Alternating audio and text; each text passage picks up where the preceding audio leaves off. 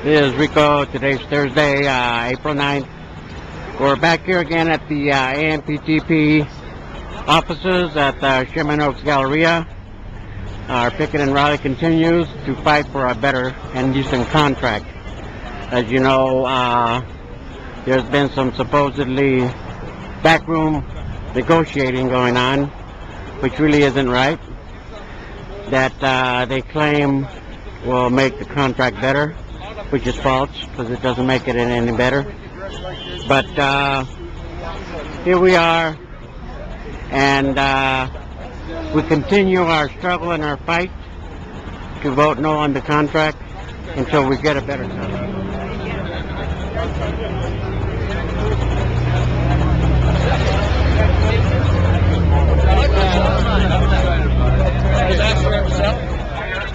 Scott here. We got more people coming over. Scott, are you here? Scott Wilson?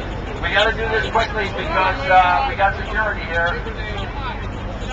Come on, Leon.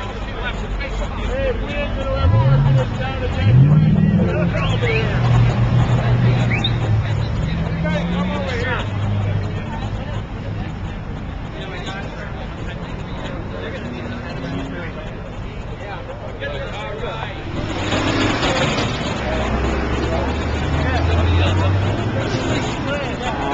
We got our daily banner. We have Tony Danza here. I'm going to see if he wants to say a few words.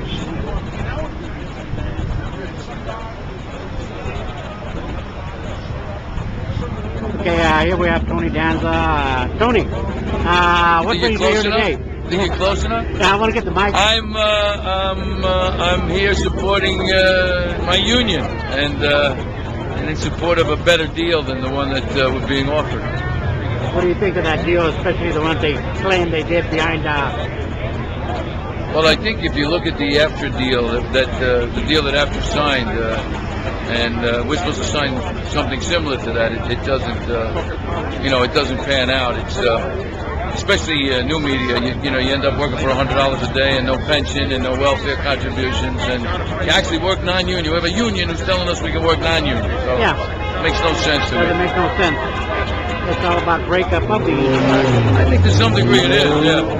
But that's what we do in this country. We demonize unions.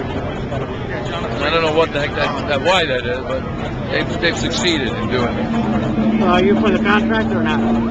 I don't think it's a good contract. No, I'm not for it. I would like to know what's going on, because one of the things that's happened now, because of the factionalization of the union, is that we're in the dark. I was at the board meeting the other night. In the morning, there was a piece in the LA Times that said there was a tentative agreement, or close to a tentative agreement, or some near breakthrough. And so I went to the meeting, and nobody knew anything about it at the meeting. And the guys that are negotiating it are doing it behind closed doors. It just is not a good situation. Nothing, right? All right. Anyway, thanks a lot, Tony. All right, right on. SAG, bro. Thanks for your support. We have a lot of interviews going on here. Here's Isai Morales again doing another interview with LA Daily News. And now they're trying to screw us over so that what? He can compete with another big shot? This is all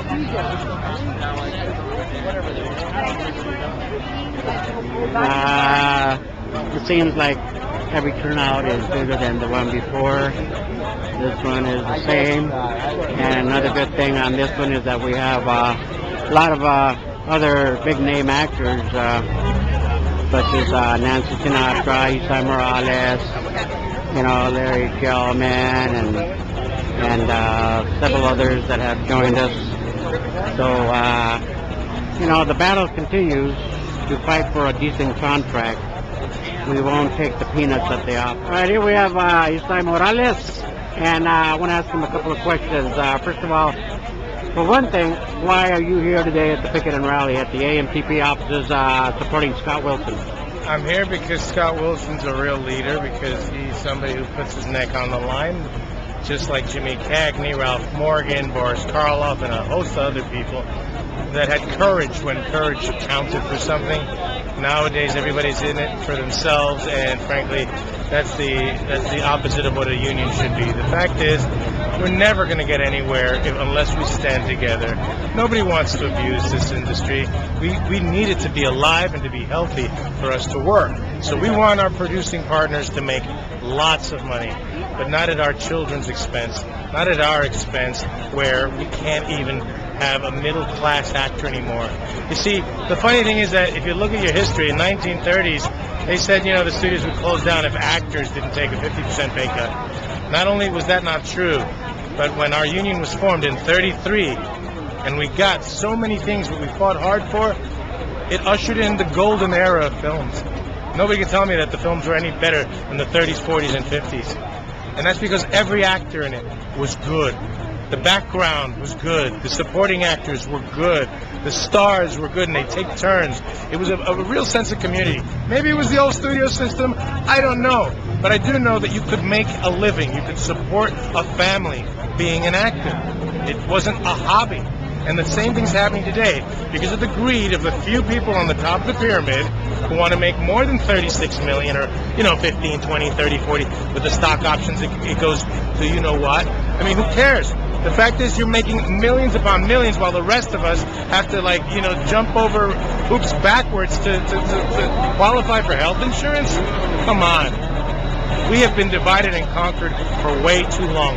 It's about time we figured out what's going on, who's really behind us, and who's being fooled and duped. What big-name actors are being roped by those who do not have the courage of their convictions.